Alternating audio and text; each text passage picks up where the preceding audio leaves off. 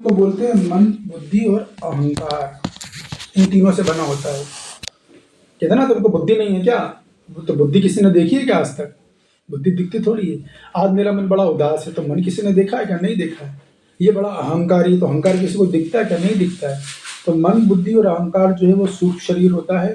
हमारे हाथ, पैर, नाक, कान, इंद्रियां, हमारा सुंदर चेहरा, बाल इत्यादि, जिस पर दुनिया के शायर सुंदर सुंदर शायरियाँ लिखते हैं, ये सब स्थूल शरीर है। तो स्थूल शरीर का तो नाश वैसे भी हो जाएगा, सूक्ष्म शरीर मरेगा नहीं, आत्मा नित्य है। तो क्या मतलब है शोक करने का? कोई उचित नहीं है शोक करने का। बुद्धिमान लोग जो होते हैं वो शोक नहीं करेंगे इस बात पर। ये बात है यहाँ पर भगवान ने यहाँ से चालू किया अपना ज्ञान कि बुद्धिमान लोग शोक नहीं करते। ठीक है। अब अपने आचार्य कुछ कुछ कारण है कि अर्जुन क्यों शोक कर रहे हैं। तो विश्वनाथ चक्रवर्ती बात बताते हैं कि अर्जुन जो शोक कर रहे हैं वो भावुकता के कारण कर रहे हैं। इसे बोलते हैं सेंटिमेंटलिज्म। भक्ति में अगर हमको ठीक से ज्ञान नहीं है और ज्ञान का हमने अनुशीलन नहीं किया है तो हम एक मात्र सेंटिमेंटल डिवोटी बन के रह जाएंगे। और जो देखा जाता है, विवेक जागृत नहीं होता कि कौन सही है, कौन साधु है, कौन नहीं है, कौन वाकई में भक्त और कौन भक्त के कपड़े पहना हुआ है, कौन भक्तों जैसी बात कर रहा है और कौन भक्तों जैसा आचरण कर रहा है। इनमें बहुत भेद है। उसके लिए शास्त्र का, स्पेशली गीता का बहुत अच्छा ज्ञान चाहिए। जो गीता के ज्ञान को अच्छे से समझ लेता है वो किसी भी व्यक्ति को किसी भी समय स्कैन कर लेगा पूरा, तुरंत। एक्सपर्ट लोग कर लेते हैं स्कैन, पता भी नहीं चलेगा आपको उसने कब स्कैन कर लिया। नॉर्मल क्वेश्चन पूछेगा, कैसे हो आप, क्या नाम है आपका, हेल्थ कैसी है आपकी, भक्ति कैसी चल रही है, बस इतने में आपको सब स्कैन कर लेगा कि आपके अंदर क्या है, आप हो क्या। वो सब नहीं कर सकते। जो गीता में गहराई से घुसे हुए हैं वो कर सकते हैं भगवान की कृपा से। तो ये अर्जुन भावुक, इसको बोलते हैं भावुकता। फिलोसफी में कुछ पता नहीं है और भावुकता के कारण दिए जा रहे हैं प्रवचन। तो भक्तों में भावुकता जो है बड़ी खतरनाक होती है। सेंटिमेंटलिज्म इज डेंजरस, ऐसा प्रभुपाद जी बोलते हैं। तो फिलोसफी होना जरूरी है। दर्शन भी चाहिए और भावनाएं भी चाहिए, दोनों का संतुलन होना आना जरूरी है, तब जाके काम बनेगा। अगर केवल दर्शन पता है और भावनाएं नहीं है तो भी गलत है, कठोर हृदय हो जाएगा। और केवल भावनाएं हैं लेकिन दर्शन नहीं पता, वो भी गलत हो जाएगा। तो दोनों पता होना चाहिए, दोनों के बीच में संतुलन बनाना आना चाहिए। कब कहाँ पर हमारी भावना को निकालना है शास्त्र के अनुसार, और कब अपनी भावना पर नियंत्रण रखना है। तो कुल मिला के बात है, विश्वनाथ चक्रवर्ती बात बोलते हैं अर्जुन जो शोक मना रहे हैं भावुकता के कारण मना रहे हैं। मध्वाचार्य जी बोलते हैं कि अर्जुन अपना शोक मोह के कारण मना रहे हैं। संसार का मोह हो गया इसलिए शोकाकुल है। तो सभी आचार्य ये बातें कर रहे हैं, अज्ञान और मोह, अज्ञान और मोह। बस विश्वनाथ चक्रवर्ती पाद ने बोला कि भावुकता के कारण मना रहे हैं। तो कुल मिला के सारी बात यह है कि अर्जुन का शोक अविद्या और मोह के कारण है, नंबर एक। नंबर दो, आत्मा के शाश्वत स्वरूप का अर्जुन को वास्तविक ज्ञान नहीं है। इन दो कारणों से अर्जुन जी शोक कर रहे हैं। शोक अविद्या और मोह के कारण है, दूसरा उन्हें आत्मा का ज्ञान नहीं, इसलिए शोकाकुल है वो। बस इतनी सी बात है। और प्रभुपाद जी का शिक्षा देने के तात्पर्य में कि आत्मा अविनाशी है, शाश्वत है, अतः जो ज्ञानी व्यक्ति होते हैं वो शरीर के विनाश होने पर शोक नहीं करते। इसी बात को कृष्ण की शिक्षा दे रहे हैं, इसी बात को जो है आचार्य बोल रहे हैं, इसी बात को भगवान बोलेंगे। ये आत्मा अविनाशी है, शाश्वत है, अर्जुन आत्मा कभी विनाश नहीं होता। और जो बुद्धिमान लोग हैं, पंडिता, वो लोग शोक थोड़ी करते हैं। वो क्यों करेंगे, उन्हें तो पता है शरीर तो वैसे भी आज नहीं तो कल जाने ही जाना है। ठीक है। अभी किसी को कुछ पूछना है यहाँ पर तो हाथ उठा सकता है, सिंपल एकदम। जैसे शोक का कारण बस यही है, अर्जुन का मोह, अज्ञान और मोह। दूसरा आत्मा का ज्ञान नहीं है, आत्मज्ञान नहीं है उन्हें, इसलिए अर्जुन शोकाकुल हो गए। तो हम लोग भी शोकाकुल इसीलिए होते हैं। हम लोग में कष्ट जब आते हैं, हम डिस्टर्ब होते हैं, इसीलिए होते हैं क्योंकि हम ये समझ नहीं पाते कि हमारा दुख है, जो कष्ट परेशानियां, ये अस्थायी है, टेम्परेरी है, केवल कुछ समय के लिए है। वो अगले श्लोक में बोलूंगा मैं 14 नंबर पे। ठीक है। तो आप समझ गए, श्लोक नंबर 11 कंप्लीट हो गया है। तो सबसे पहले मुझे ये पूछना है कि अर्जुन ने कौन से श्लोक में पहला कारण बताया था युद्ध नहीं करने का? हाथ उठाए, कौन बताना चाहेगा? पिछले अध्याय के श्लोक में। यस कांता जी। हरे कृष्ण प्रभु जी। जी पहले का 28 से 30 से बताया था, बहुत ही करुणा प्रभु जी। बिल्कुल सही जवाब। और इसका उत्तर कहाँ दे रहे हैं? इसका उत्तर प्रभु जी आपने बताया था इसमें 11 से 30 वाले श्लोक में है प्रभु जी, दूसरे अध्याय की। बिल्कुल सही। तो ये आप लोग सब नोट कर लो, नहीं तो आपको कुछ पल्ले नहीं पड़ने वाला है। इस सांख्य योग बोलते हैं इसी को आत्मज्ञान बोलते हैं, किसी को निष्काम कर्म योग बोलते हैं, इसी को ज्ञान योग बोलते हैं। तो तरह तरह के नाम है, आप इसको समझ लो। भगवान अभी 30 श्लोक तक अर्जुन के पहले प्रश्न का उत्तर देंगे, ठीक है ना? ये बात है। तो एक बात तो आपको क्लियर हो गई। अब दूसरी बात समझिए कि आप में से किसी को ये बात ज्ञात है, कोई उदाहरण आपको शास्त्र से अगर याद आ रहा हो कि वो कौन कौन से पात्र थे जिन्होंने अपने जीवन में अज्ञान से पीड़ित होकर, मोह से पीड़ित होकर अपने अर्जुन की तरह अपने कर्तव्य से विमुख हो गए और फिर उनको ज्ञान दिया गया, तो फिर उन्होंने अपने कर्तव्य का पालन किया। बिल्कुल अर्जुन के सेम सिचुएशन में आ गए वो लोग। कोई उदाहरण आप लोगों को याद आ रहा है? एग्जाम्पल से आपको सब समझ में आ जाएगा जो मैं बोलना चाह रहा हूँ। समझ में आया मेरा बात? चलिए कोई बात नहीं, मैं अब आप नोट कर सकते हो। उदाहरण है नंबर 1, राजा दशरथ। जब कैकई ने ये बात कही थी कि राजा राम को वनवास जाना है 12 वर्ष का, तो भगवान राम तो दुखी नहीं हुए, लेकिन राजा दशरथ बहुत ज्यादा शोकाकुल हो गए थे, शोक में मग्न हो गए थे। इतने मग्न हो गए थे कि अपना राजकाज कार्य छोड़ दिया था, प्रजा पर ध्यान देना बंद कर दिया था बिल्कुल। बस राम हे राम करके रोते रहते थे, शोकाकुल हो गए थे एकदम। देखिए इसको बोलते हैं सेंटिमेंटलिज्म। ये है सेंटिमेंटलिज्म। हालांकि दशरथ जी तो महान शुद्ध भक्त हैं, तो लीला में उनके पति को अपराध नहीं कर रहे हैं, तो लीला में एक लीला कर रहे हैं वो, लेकिन इससे सीखा जाता है कि उन्होंने अपना मेन कार्य छोड़ दिया।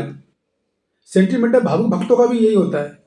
जब तक उन्हें भक्ति में खूब मान सम्मान मिल रहा है, पूजा की थाली मिल रही है, कैसे हो प्रभु जी, कैसे हो माता जी, तो बड़ा अच्छा लगता है। जैसे संकट आया भक्ति छोड़ देंगे वो, और फिर वो भक्ति के विरुद्ध बात, सिद्धांतों के विरुद्ध बातें करेंगे, उल्टी सुल्टी बातें करते हैं भौतिकवादियों की तरह।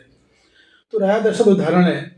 लेकिन ऋषि वशिष्ठ उनके पास गए, उन्होंने उनको ज्ञान दिया, लेकिन फिर भी वो उस मोह से उभर नहीं पाया और अल्टीमेटली राजा दशरथ ने जो अपना शरीर त्याग दिया था। दूसरा उदाहरण है राम के भाई भरत का।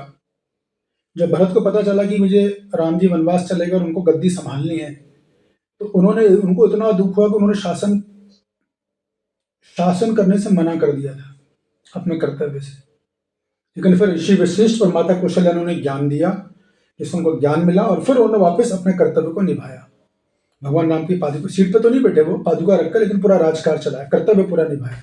इसको बोलते हैं भावना और दर्शन का संतुलन।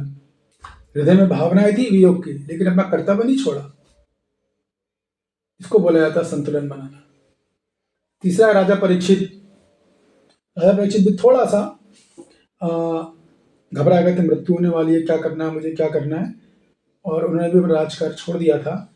लेकिन फिर भगवान ने उनको, शुद्धदेव गोस्वामी गए, ज्ञान दिया और फिर वो भगवत धाम गए। हालांकि राजा परीक्षित का उदाहरण भी इतना सुटेबल नहीं लगता है यहाँ पर, क्योंकि वो तो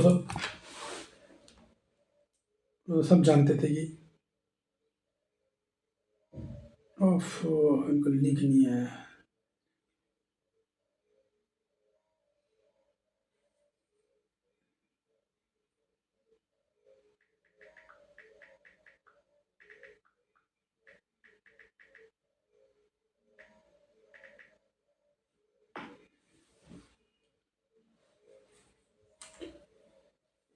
तो फिर उदाहरण आता है राजा जनक का।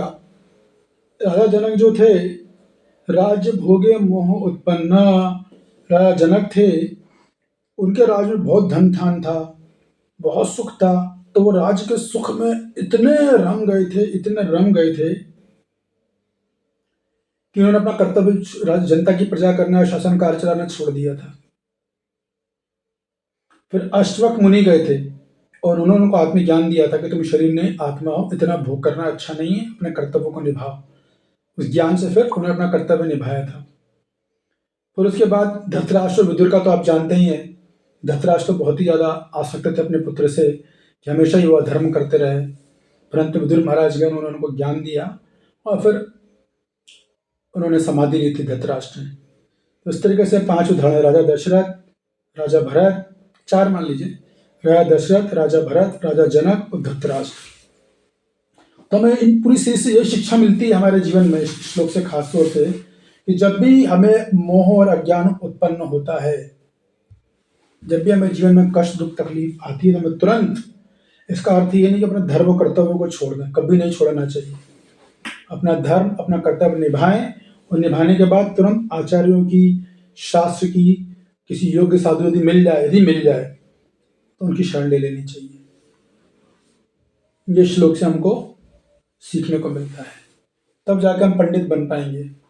नहीं तो हम भी आलिया अर्जुन की तरह ही रहेगी और हम भी इस तरह कुछ भी अर्जुन टूटी फूटी दर्शन बोल रहे हैं ना, आधा अधूरा, वैसे ही जो है हम लोग भी बोलेंगे।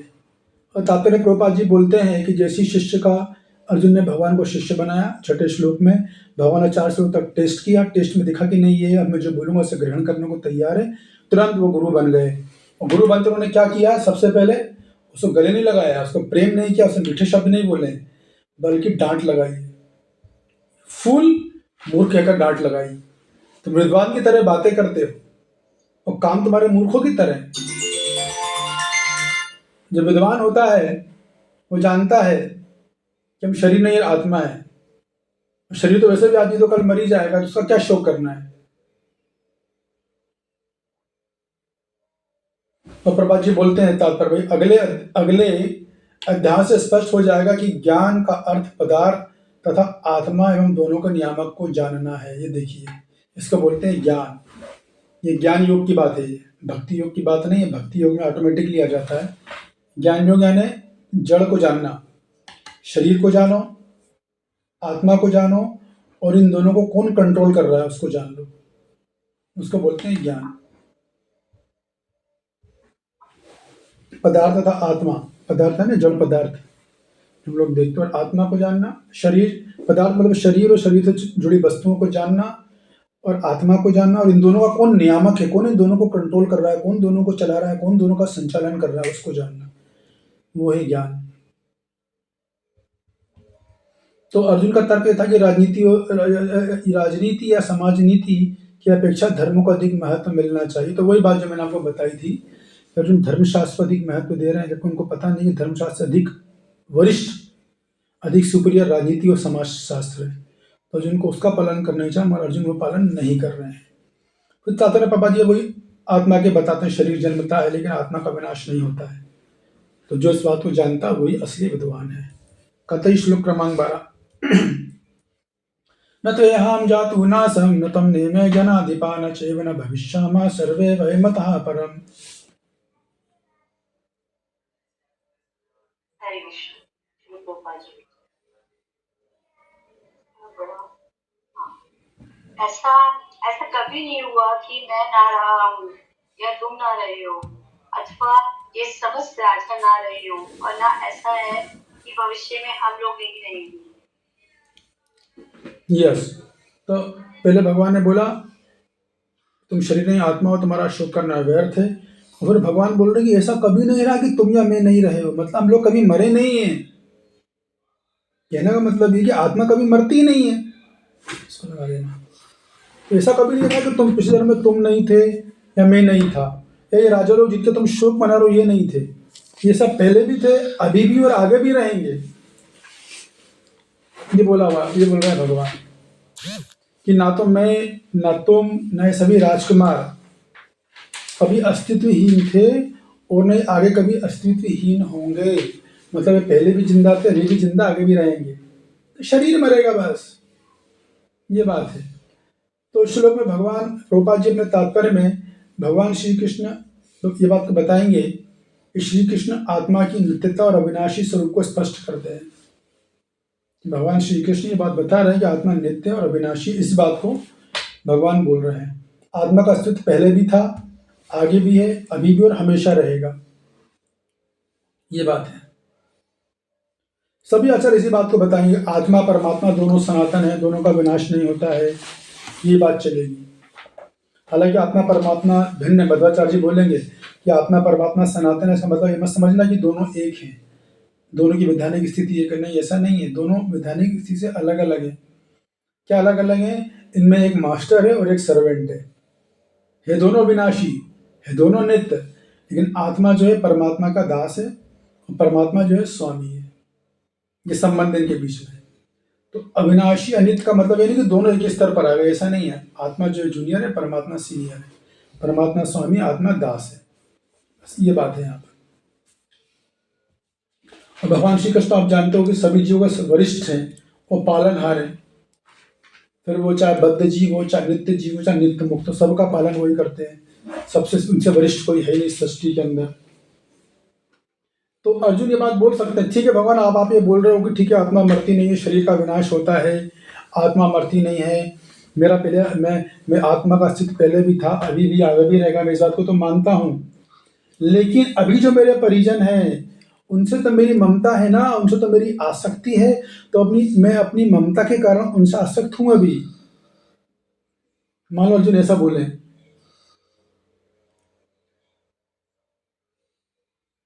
क्योंकि आत्मा जुड़ी है शरीर से और शरीर आसक्ति का कारण बन जाता है।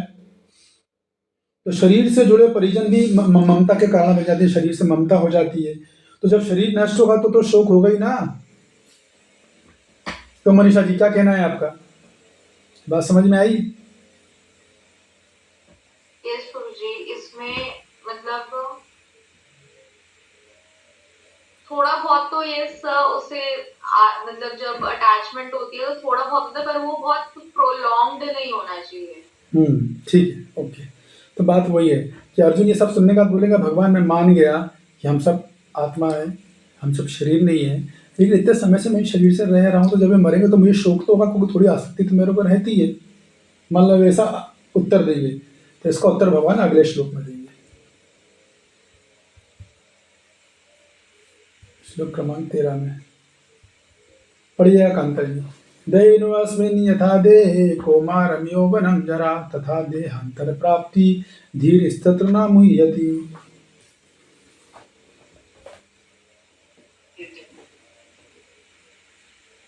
किस प्रकार शरीरधारी आत्मा इस वर्तमान शरीर में बाल्यावस्था से तरुणावस्था में और फिर वृद्धावस्था में निरंतर अग्रसर होता रहता है, उसी प्रकार मृत्यु होने पर आत्मा दूसरे शरीर में चला जाता है। धीर व्यक्ति ऐसे परिवर्तन से मोह को प्राप्त नहीं होता। हाँ, तो अब देखिए अर्जुन तो का हम लोग कलयुगी लोग हैं ना, अपने जैसे मैंने बताया अपने विचारों से बहुत आसक्त रहते हैं, एक बार में समझ में नहीं आता है। तो मानो अर्जुन बोले कि ठीक है भगवान, आपने बोला हम सब आत्मा है, दुख क्यों मनाना, शरीर तो वैसे ही मर जाता है, मैं मान गया आपकी इस बात को, लेकिन अभी तो शरीर से मैं हूँ, वो भी शरीर में है और मेरा उनसे एक संबंध है। तो जब वो मरेंगे तो मुझे तो शोक होगा ही होगा, क्योंकि हमारा इतना स्नेह, एक आसक्ति उत्पन्न हो जाती है।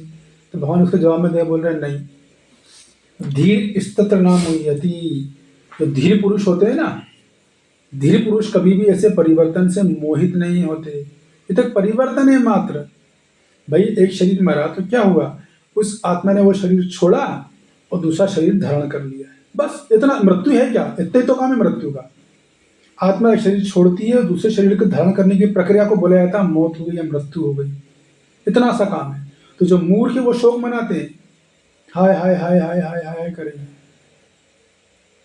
इस अभी मुझे पता चला भोपाल में बहुत बड़े, भोपाल एक नवाबों की रियासत है ये, तो उनके एक भाई का देहांत हो गया, छोटे भाई का।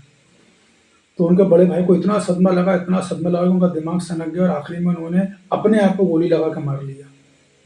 क्यों? उनकी पीड़ा को सह नहीं पाए। अभी ये मूर्खता है, बुद्धिमानी थोड़ी है। लेकिन जो धीर होते हैं, धीर पुरुष जिनके पास धैर्य होता है, जिनके अंदर ज्ञान होता है, जो बुद्धिमान होते हैं, जो सब्र, वो समझते हैं ये तो परिवर्तन है। और फिर भगवान बोल रहे हैं तुम तो मरने की बात कर रहे हो, और एक ही शरीर में आत्मा अनेक परिवर्तन लेती है। सॉरी, एक ही आत्मा में जब आत्मा एक शरीर में रहती है ना, तो उस आत्मा में शरीर अनेक परिवर्तन लेता है। क्या का परिवर्तन? बाल्या होती है, पहले शरीर बाल्यावस्था में रहता है, शिशु, बाल होगा, बाल से तरुण होगा, तरुण से फिर युवा होगा, युवा से अधेड़ होगा, अधेड़ से वृद्ध होगा। ऑलरेडी परिवर्तन हो रहा है भाई, तो अंतिम परिवर्तन में क्यों शोक मनाना है? अभी हम लोगों में जिन लोगों ने 5:30 बजे क्लास ज्वाइन करी थी, अभी 6:23 हो रहे हैं, लगभग 1 घंटा हो रहा है, तभी हमारा वो शरीर नहीं रहा। पता है आप लोगों को ये बात?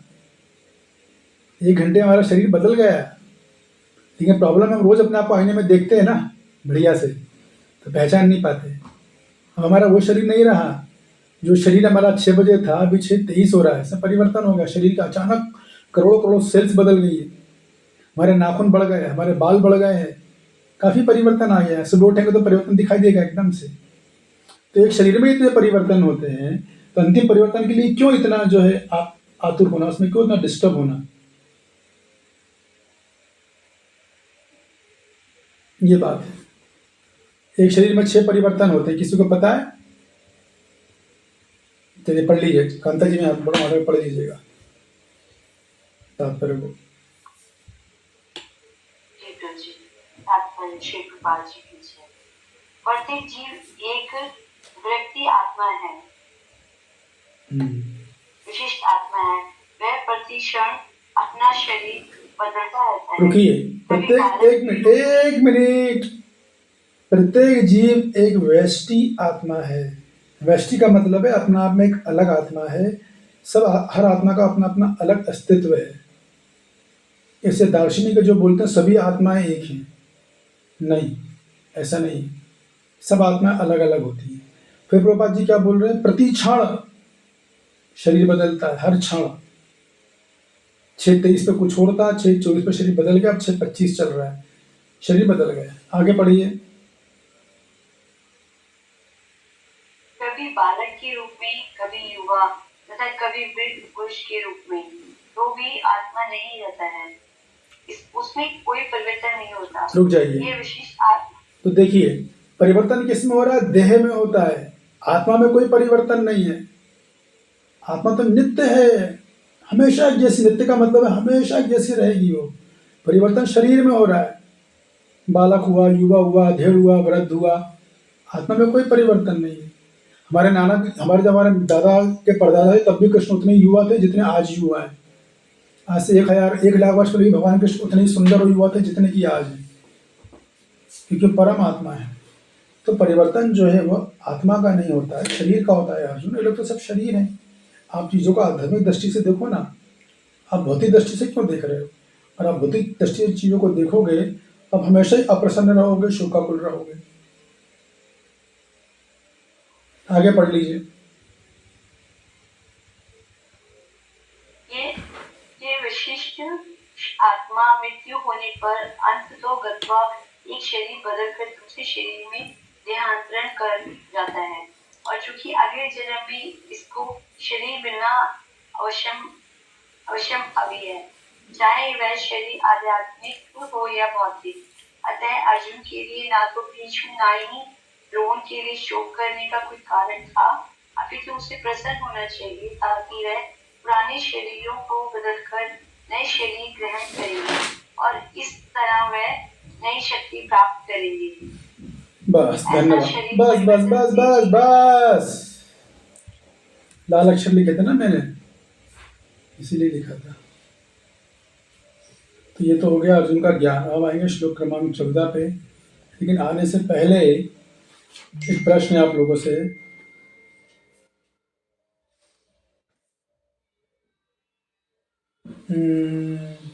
कि आप लोगों को कुछ उदाहरण याद आ रहा है कि जिस प्रकार अर्जुन को ज्ञान प्राप्त हुआ, उसी प्रकार वो कौन कौन से महात्मा जिनको भी ज्ञान मिला था? ये पिछले उदाहरण थे, वो तो मैं शोकाकुल हुए और फिर ज्ञान प्राप्त हुआ, उसकी बात करी। अभी यहाँ पर बात हो रही और कौन से महात्मा जिनको ज्ञान मिला, तो मैं बता देता हूँ। उद्धव जी हैं, एक उद्धव गीता है उसका नाम। तो श्रीमद् भागवतम का 11वां स्कंद है, वो 6ठा अध्याय है वो, जिससे भगवान ने उद्धव को ज्ञान दिया था। उद्धव जी खुद बोलते हैं 46वें श्लोक में, 11:6:40 में, कि हे कृष्ण, आपने मुझे इस भव सागर को पार करने का दिव्य ज्ञान दे दिया है और इसका मैं सदैव आपका आभारी रहूँगा। दूसरा उदाहरण विदुर महाराज। श्रीमद् भागवतम के 3रे स्कंद के 7वें अध्याय में मैत्रेय मुनि ने विदुर जी को दिव्य ज्ञान दिया था। वही ज्ञान जो भगवान यहाँ दे रहे हैं अर्जुन को। फिर एक तीसरे जनक महाराज, उसी गीता में तीसरे अध्याय के 20वें श्लोक में भगवान खुद बोलेंगे, कर्मणय ही संसिद्धि अस्थिता जनकादया। जनक जी ने भी ऐसा ज्ञान ग्रहण किया। फिर भागवतम पहला स्कंद 6ठा अध्याय 28वां श्लोक, नारद मुनि को भगवान ने ज्ञान दिया था। फिर प्रहलाद महाराज को नारद मुनि ने ज्ञान दिया, ध्रुव महाराज को नारद मुनि ने ज्ञान दिया, फिर सनक आदि ऋषि को ब्रह्मा जी ने ज्ञान दिया था। तीसरा स्कंद 15वां अध्याय, ठीक है ना। और फिर हनुमान जी को भगवान राम ने ज्ञान दिया था। सुंदरकांड में आती है बात, राम कीजू कीन्ह बिनु मोहि कहाँ विश्राम। तो इस प्रकार जगह जगह ज्ञान दिया गया है। तो शिक्षा क्या निकलती है इन पूरे श्री श्लोकों से, कि जो भक्त पूर्ण समर्पण करता है वो इस दिव्य ज्ञान को प्राप्त करता है और वो भगवान की कृपा को ग्रहण करता है। बोलते ना, प्रभु जी कृपा दीजिए, कृपा दीजिए, भगवान कृपा कीजिए। कृपा है क्या? एक्चुअली कृपा वो दिव्य ज्ञान है। और हम लोग सोच रहे हैं कि हमें पैसा मिल गया भक्ति से, हमारी बीमारी दूर हो गई, या हमारा बहुत प्रसिद्धि मिल गई, बहुत फॉलोअर मिल गए, हमें मान सम्मान मिल रहा है, गाड़ी आ गई, मकान आ गया, बंगला आ गया, मेरी प्रॉब्लम दूर हो गई, और हम सोच रहे हैं भगवान की कृपा है। तो इसका मतलब है कि अभी हमें कृपा का अर्थ भी नहीं पता। बोलना बहुत आसान है, कृपा कीजिए, कृपा कीजिए, पता ही नहीं है कृपा तो कब होगी, मिलेगी क्या। कृपा मतलब दिव्य ज्ञान, एनलाइटनमेंट देना हृदय में, व्यक्ति के शोक और मोह, ऐसा ज्ञान देना, ऐसा भगवत ज्ञान देना जिससे व्यक्ति का शोक मोह और भय खत्म हो जाए, इसको बोलते हैं कृपा। तो चलो मानो अर्जुन फिर बोले, अरे नहीं नहीं कृष्णा, वो सब तो ठीक है, आपकी बात में मान गया, लेकिन सवाल ये है कि वो मेरे सगे संबंधी हैं, वो जो लोग हैं कि वो मेरे संबंधी हैं, और मैं तो अभी भी उनसे आसक्त हूँ, और उनसे विरह के कारण मुझे शोक हो रहा है, तो मैं क्या करूँगा। ठीक है, आपकी बात मेरा फिलॉसफी मान ली।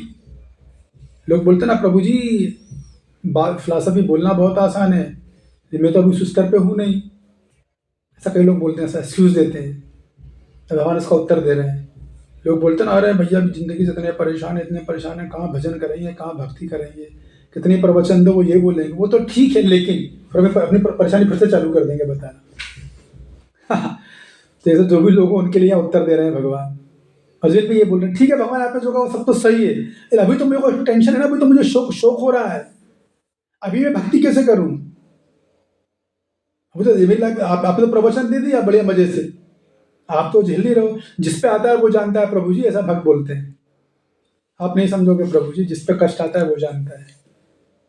तो भगवान सबको उत्तर दे रहे हैं। अर्जुन लोग इस तरह की बात कर रहे हैं, ठीक है भगवान आपने जो बोला वो सब तो सही है, हम उसको मना नहीं कर रहे, अभी तो मैं शोकाकुल हूँ, अभी मैं क्या करूँ। हाँ, अब भगवान उत्तर दे रहे हैं, ध्यान से सुनिएगा।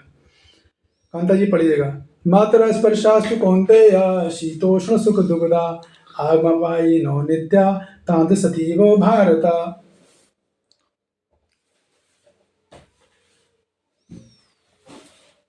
हरे कृष्णा। कहाँ गई कांता जी, छोड़िए। हे कुंती पुत्र, हे कुंती पुत्र, सुख और दुख का क्षणिक उदय तथा काल क्रम में उनका अंतर ध्यान होना सर्दी तथा गर्मी की ऋतुओं के आने जाने के समान है। ये भरतवंशी, ये इंद्रिय बोध से उत्पन्न होते हैं और मनुष्य को चाहिए कि अविचल भाव से उनको सहन करना सीखे। हाँ, तो ये आपके हर प्रश्न का उत्तर है यहाँ पर। जीवन में जितनी तकलीफ, कष्ट, परेशानियां हैं, समाज से, दुनिया से, लोगों से, अपने आप से, उसका उत्तर ये मैं नहीं दे रहा हूँ, ये भगवान दे रहे हैं भगवद गीता में। इस उत्तर को स्वीकार कर लेना चाहिए, तो ये भलाई, नहीं तो परेशानी कभी खत्म नहीं होगी। अविचल भाव से सहन करना सीखो। ठीक है, हम लोग अविचल भाव से सहन नहीं कर सकते, नहीं अविचल भाव नहीं आया, विचलित हो जाएंगे, लेकिन सहन तो तब भी करना है। ओह क्या हो रहा है, तो सहन करना पर सीखो, लर्न टू टॉलरेट। ये बोल रहे हैं भगवान, सबको उत्तर दे रहे हैं, 100 सुनार की और 1 लोहार की। जो भी जिंदगी में कष्ट है, तकलीफ, उनको आप सहन करना सीखिए। और भक्ति क्या सिखाती है, यही चीज़ सिखाती है।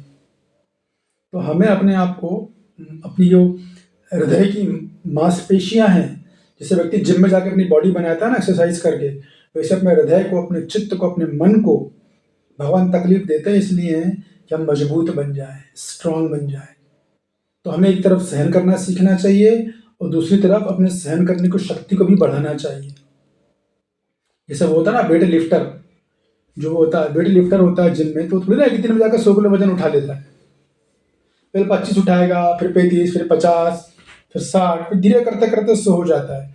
वैसे हमको एक तरफ सहन करना सीखना है और दूसरी तरफ अपनी सहन शक्ति को बढ़ाना है, तब जाके ये बात मामला जमेगा। तब अब इसका रहस्य खुलेगा श्लोक का, कि जो भी तकलीफें लाइफ में है, ये सुख दुख जो है, ये क्या है, ये सर्दी और गर्मी में ऋतु वाली आने जाने के समान है। मतलब भगवान अर्जुन के माध्यम से सबको बोल रहे हैं कि हमारे सुख दुख पे इतना केंद्रित मत हो, क्योंकि ये अस्थायी है, ये टेम्पररी है, कुछ दिन रहेगा सुख। सुख आया है तो पक्का दुख आएगा, ये मान के चलना, और दुख आया है तो पक्का है कि सुख आएगा। फिर ये मत बोलो कब आएगा प्रभु जी, अरे आपकी बुद्धि कम है अभी, बुद्धि का विकास करो, अपनी चेतना को उठाओ, दुख में सुखी रहना सीखो। क्यों ऐसा बोल रहे हो कब आएगा? दुख में सुखी रहना सीखना चाहिए आदमी को। तो ये सर्दी और गर्मी में आने जाने के समान है। अर्जुन बोल रहा मुझे शोक तो होगा ना, तो नहीं, मत हो, सह लो, ये टेम्परेरी, कुछ समय का चीज है। जब लाल बत्ती हम लोग जाते हैं चौराहे पर, गाड़ी से जाते हैं, लाल बत्ती आती है तो लाल बत्ती परमानेंट रहती है क्या? नहीं, कुछ समय रहती है, फिर बाद में हरी बत्ती हो जाती है, हरी बत्ती में निकलता आगे फिर लाल बत्ती मिल जाती है, फिर हरी बत्ती, तो चलता रहता है। वैसे जीवन में सुख दुख तो रहेगा ही रहेगा, तो इनको सहन करना आना चाहिए। तो मेरा भी प्रश्न आप लोगों से ये है, चलो भगवान बोल रहे दुख तो सहन करना समझ में आएगा, दुख को सहन कर लो, ये सुख को सहन क्या करना है? ऐसा क्या मतलब है? सारी दुनिया सुख के लिए मर रही है, अच्छे अच्छे गाड़ियाँ, अच्छे अच्छे खाना, अच्छे कपड़े, शॉपिंग मॉल, एसल वर्ल्ड, ये वो, दिस दैट, सब ऐसी गाड़ी में बैठना चाहते हैं। भगवान बोले सुख को सहन करो, दुख तो समझ में आ गया, सुख को सहन करने से क्या मतलब है? बताइए कांता जी। प्रभु जी, ये भौतिक सुख है ना, जिसके लिए वो सुखी हुए हैं, टेम्परेरी है जो, तो उसको सहन करना, वो जो इंसान पागल हो जाता है भौतिक चीजों के लिए, वो सब उसको बर्दाश्त करना भी हर किसी, क्योंकि आप भटक जाते हो, आप हर में नहीं आ पाते अपने प्रति। हाँ, सही बात है, बिल्कुल सही। ये भक्ति में भौतिक सुख भी बाधा बनता है भक्ति की प्रगति के लिए। तो उस जब सुख भगवान देते हैं उसको भक्तों को सहन करना पड़ता है। सहन करना मतलब है एक ये कि उनको सतर्क रहना पड़ता है कि मैं माया में न चले जाऊँ, सुख का आदि ना बन जाऊँ, भटक न जाऊँ, भक्ति ना छूट जाए मेरे, अपने कर्तव्य से विमुख ना हो जाऊँ, याद दिलाना पड़ता है। इसलिए अगर जीवन में सुख नहीं है ज़्यादा तो भगवान की कृपा मान लेनी चाहिए। अच्छा है कि वो सुख हमारे जीवन में बाधा है। अगर भगवान सुख नहीं दे रहे हैं तो प्रमाण है कि इसका मतलब है कि भगवान ये सोचते ही अगर सुख दूंगा तो भक्ति से भटक जाएगा, माया में चले जाएगा। भगवान ये चाहते हैं मेरे पास को याद तो मुझे छोड़ के ना जाए, तो ठीक है, उसके लिए दुख की डोरी पकड़ा दी, दुख की डोरी दूंगा तो पकड़ा रहेगा मेरे को, सुख दूंगा तो चला जाएगा, वो मैं चाहता नहीं हूँ। दूसरा इसका मतलब ये भी है कि सुख आए तो ऐसा नहीं कि सुख में सुखी नहीं हो सुख में सुखी, लेकिन जब दुख आए तो दुख में दुखी नहीं हो, मतलब समान रहना सीखो। दुख में भी समान रहो, सुख में नाचो कूदो, ढिंढोरा मत पीटो मोहल्ले को, दिखावा मत करो, और दुख में अपना शांत रहो। तो जब दुख आए तो उसको भगवान की परीक्षा समझो, और सुख को भगवान की कृपा समझो। इसको बोलते हैं सुख और दुख को सहन करना। सुख को भगवान की कृपा, मतलब मेरी तो चीजें है नहीं, इस सुख जो मुझे मिल रहा है मैं इसका अधिकारी नहीं हूँ, तो प्रभु कृपा कर रहे हो तो मैं थोड़ा सुख भोग रहा हूँ। जब दुख आता है तो भगवान मेरी परीक्षा ले रहे हैं, मुझे अपनी शरणागति को बढ़ाना है। ये बात है यहाँ पर सुख और दुख की। तो अब मैं थोड़ा सा आपको ध्यान और दे देता हूँ कि देखिए जीवन में लोगों के दुख आते हैं, ऐसे अनेक एग्जाम्पल शास्त्रों में है कि लोगों ने खूब दुख उठाया मगर भक्ति नहीं छोड़ी भगवान की, अपना कर्तव्य नहीं छोड़ा, अपना धर्म नहीं छोड़ा है। जैसे कि उदाहरण है शत्रुघ्न स्वामी, एक शत्रुघ्न स्वामी थे, भक्तमाल कथा में आता है, तो उनको बहुत शारीरिक कष्ट हो गया था, उनको कुष्ठ रोग हो गया था, एक्चुअली में बहुत पीड़ा होती है, लेकिन भगवान के इतने उच्च कोटि के भक्ति की सारा कष्ट में सारा जीवन भर सहा, लेकिन भगवान का नाम नहीं छोड़ा, नाम स्मरण नहीं छोड़ा उन्होंने। और भगवान ने इतने प्रसन्न हो गए उनकी व्यवहार, उनकी सोच से, कि भगवान ने उनको अंत में रोग मुक्त कर दिया था। फिर श्री वल्लभाचार्य जी थे, वल्लभ संप्रदाय के आचार्य हैं ये, इनकी टीका भी हम लोग लेते हैं, पढ़ते हैं। तो वृद्धावस्था में उनको गंभीर शारीरिक रोग हो गया था। इसके बाद भी उन्होंने श्रीनाथ जी की सेवा नहीं छोड़ी। श्रीनाथ जी को लाने वाले यही वल्लभाचार्य जी हैं, उन्होंने नहीं छोड़ी थी। हम लोग जरा सा कुछ हुआ तो तुरंत जब छोड़ दिया, क्लास छोड़ दी, पूछो मत क्या कर नहीं छोड़ देते। संत सूरदास जी नेत्रहीन थे, कितना बड़ा कष्ट है। हमारे तो दोनों आंखें हैं भी, कान है, तो भी हम दुखी हैं दुनिया भर की सारी टेंशन को लेकर। मैं सोच ही नहीं रही कि मैं दो आंख से देख पा रहा हूँ, कान से सुन पा रहा हूँ, हाथ पैर चल पा रहे हैं। दुनिया में कितने लोग जिनके पास आंख, नाक, कान इत्यादि नहीं है, अंधे हैं एकदम, दिख ही नहीं रहा है कि हम कितने सुखी हैं। सोच ही नहीं ना, वही मैंने कहा ना, आदमी सोच के कारण भुगता है कष्ट, सोच ही नहीं। तो सूरदास जी नेत्रहीनता को सहा, लेकिन भगवान का भजन नहीं छोड़ा, इतिहास में नाम कमा गए। एकनाथ जी थे, संत एकनाथ, वृद्धावस्था में बहुत कष्ट उठाए, लेकिन भगवान का भजन नहीं छोड़ा। वृद्धावस्था अपने आप में एक तो कष्टकारक होती है, उस पर कष्ट तो एडिशनल कष्ट और आ गए, तो ये भजन नहीं छोड़ा। गंगा माता गोस्वामी चैतन्य चरितामृत में आती है, इनको भी गंभीर रोग था, तब भी इन्होंने कष्ट नहीं छोड़ा, भगवान का भजन भक्ति नहीं छोड़ी। इसको बोलते हैं भावुकता और दार्शनिकता में संतुलन बनाना। भजन नहीं छोड़ा जाता अपना कभी। सच्चे भक्त की पहचान ही यही है, कितना कष्ट जाए भजन नहीं छोड़ेगा अपना, सब वैसे ही करता रहेगा, बल्कि तीव्रता को बढ़ाता है। भजन की तीव्रता बढ़ाएगा, अपनी शरणागति को बढ़ाएगा, क्लासेस सुनने को बढ़ाएगा, नाम जप को बढ़ाएगा। ऐसे उदाहरण मैं आपको बताता हूँ जिन पर आर्थिक संकट आया तो भी उन्होंने अपना भजन नहीं छोड़ा। सुदामा ब्राह्मण, श्रीधर कोलावेज, संत तुकाराम, नरसिंह मेहता, ऐसे अनेक लोग हैं।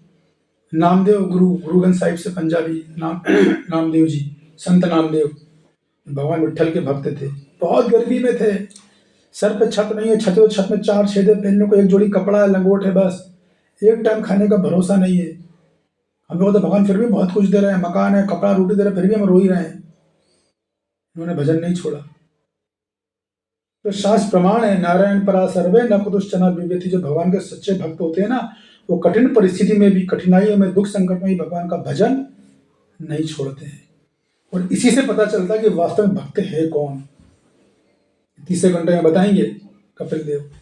निष्ठा किसमें है, वो दुख के समय पता चलता है, कष्ट के समय। बाकी प्रवचन देना, लोगों को फॉलोअर बनाना, उनको मीठी मीठी बातें करना, फॉलोअर बनाना, ये सब तो कोई भी कर देगा, बहुत बड़ा काम नहीं है। लेकिन लोग उनको बड़ा भक्त मानते क्योंकि अज्ञानी है। ऐसे पहचान की जाती है भक्त की, कौन वाकई में भक्ति की, किसने वाकई में की या नहीं की, वो पता इससे चलता है। कष्टों से कौन उतना उत्साह से भजन कर रहा है, उसी आत्मविश्वास से भजन कर रहा है। फिर ये तो होगा दुख वाले। फिर ऐसे एग्जाम्पल है जिन्होंने सुख बहुत था, इतना सुख था कि भक्ति भूल गए। पहले भक्ति करते थे, सुख मिला, भक्ति छोड़ दी। जैसे राजा नाहुष थे, महान धर्मात्मा थे, लेकिन उनकी ऐसी स्थिति बनी कि देवताओं ने उनसे प्रार्थना करी कि आप इंद्र का पद संभाल लो। इंद्र के पद पे गए, इंद्र का पावर आ गया, अहंकार उत्पन्न हो गया, खूब भोग में लग गए, पूरा इंद्र उनका हो गया। ये सोचने लगे इंद्र की पत्नी भी मेरी, अब तो उसका भी भोग करूंगा। तो शाप मिला और सर्प बन गए। तो पहले भक्ति करते थे, अच्छे भक्त थे, इंद्र का पद मिला, सम्मान मिला, सुख मिला, बहुत ज्यादा, भक्ति छोड़ दी। ये भी एग्जाम्पल है। तो आपको सारे एग्जाम्पल बता रहा हूँ ताकि आप समझ सको। राजा ययाति थे, राजा थे पूरे धरती के, इतना सांसारिक सुख भोगा कि भक्ति छोड़ दी। राजा बेन थे, सुख मिला, भक्ति छोड़ी। राजा सौदास थे, नवे स्कंद में आता है, सांसारिक भोगों में लिप्त हो गए, भक्ति छोड़ दी। पहले भक्ति करते थे, सांसारिक सुख मिले, भक्ति छोड़ दी। इसीलिए अगर ज्यादा सुख नहीं है, अच्छी बात है। इसलिए सबसे सही फार्मूला क्या है, साहित्य ना दीजिए जामे कुटुंब समाए, मैं भी भूखा ना रहूं साधु भी ना भूखा जाए। ये सिद्धांत होना चाहिए। लेकिन आजकल कलयुग बड़ा खतरनाक है। साहित्य दीजिए जामे मैं ही समाऊं, बस मुझे मिलता रहा, साधु से एक लातों मार के भगा दूंगा तो मुझे देते रहो, दुखी रहोगे। फिर संभव नहीं है सुखी रहना, क्योंकि शास्त्र बताते हैं इस व्यक्ति में, कोई भी व्यक्ति को जो भी आय होती है उसमें भगवान दान का हिस्सा भेजते हैं। आप वो नहीं दोगे, कष्ट उठाने को तैयार रहो। मानसिक तनाव, चिंता, अशांति, घर में क्लेश लगा ही रहेगा। सबसे अच्छी पॉलिसी है, साहित्य दीजिए जामे कुटुंब समाए, मैं भी भूखा ना रहूं साधु भी ना भूखा जाए। अपने अलावा दूसरों का भी सोचना है, खासतौर से जो कृष्ण भक्त है। तो हमने इतने सारे उदाहरण किए, एक जिन्होंने पीड़ा में भक्ति नहीं छोड़ी, जिन्होंने दुख में भक्ति नहीं छोड़ी। फिर ऐसे उदाहरणों की चर्चा करी जिन्होंने सुख में भक्ति छोड़ दी। अब तीसरे ऐसे उदाहरण है जिन्हें खूब सुख मिला तब भी भक्ति नहीं छोड़ी। युधिष्ठिर महाराज, राशि यज्ञ के बाद उनके पास अपार सुख आ गया था, जरा भी भगवान के भजन से अपना ध्यान नहीं हटाया, शरणागति बढ़ती रही उनकी। ध्रुव महाराज, अम्बरीश महाराज, राजा जनक, ये वो नाम है जो धरती का रहा है, संसार का सारा सुख कभी उन्होंने वो सुख अपना माना ही नहीं कि मेरे लिए, सब तो भगवान की सेवा के लिए है, मेरा है ही नहीं है। मेरा यदि कोई तो भगवान का भजन, भगवान की भक्ति मेरी है। ये जीवन में दृष्टिकोण चाहिए हमको। तब ये श्लोक जो है ना, माता स्पर्शा सुख कौनते शीतोष्ण सुख दुग्धा आगमसती भारता, तब हम इसके रहस्य को समझ के उतार पाएंगे। तो कुल मिलाकर भगवान बस यही बात बोलेंगे कि जो है सहन करना सीखो। तात्पर्य प्रभुपाद जी ये बात बोल रहे हैं, उदाहरण देंगे कि देखो अपने कर्तव्य नहीं छोड़े जाते हैं तकलीफ में। तो माता को, महिला को उदाहरण देते हैं कि कड़कती ठंड पड़ती है जब, तो कुछ भक्त लोग भी अभी इतनी ठंड पड़ रही है तो ऐसा थोड़ी स्नान करना छोड़ देंगे क्या, बराबर स्नान करता है ब्रह्म मुहूर्त में।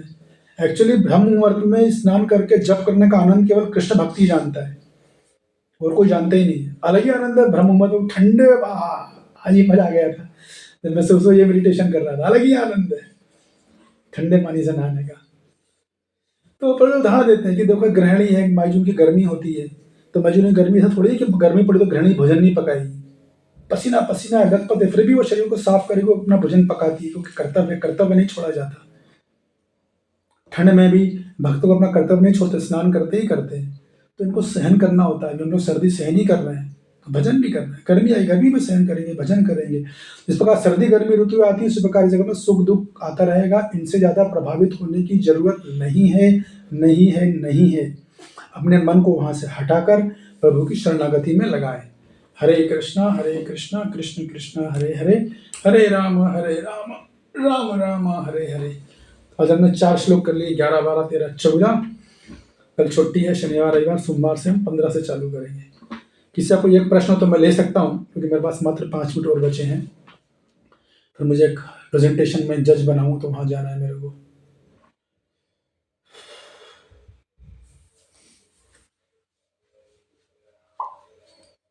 क्या कुछ समझ में नहीं आया क्या? यस कांता जी। प्रभु जी, मुझे एक प्रश्न था इस चीज के लिए। मुझे ऐसा फील हुआ प्रभु जी, जैसे अर्जुन जी को जब भगवान कृष्ण ज्ञान दे रहे हैं, ऐसे ही हम लोग भौतिक जगत में भी हम लोग भी हो जाते हैं ना। तो लेकिन क्या वो इसलिए होता है कि जो इंसान जिनके साथ हम रह रहे हैं वो हमें बहुत सुख देते हैं, या फिर अपने कर्तव्य का पालन अच्छे से करते हैं, इसलिए हम उनके प्रति आसक्त हो जाते हैं प्रभु जी? नहीं, अगर वो हमारी भक्ति में सहायता करे तो उनसे तो आसक्त होना बहुत अच्छी बात है। ये तो पॉजिटिव स्टैंड है ना, उनसे भक्ति हमारी प्रगति हो रही है। नहीं, सिर्फ भक्ति के लिए नहीं प्रभु जी, सिर्फ सांसारिक सुख दे रहे हैं मुझे लोग, इसीलिए तो ज्यादातर। हाँ, और वो सांसारिक सुख दे रहे हैं, भक्ति नहीं कर रहे हैं, तो हमें सुख, जो सुख मिल रहा है उसको भगवान की सेवा में लगाना चाहिए।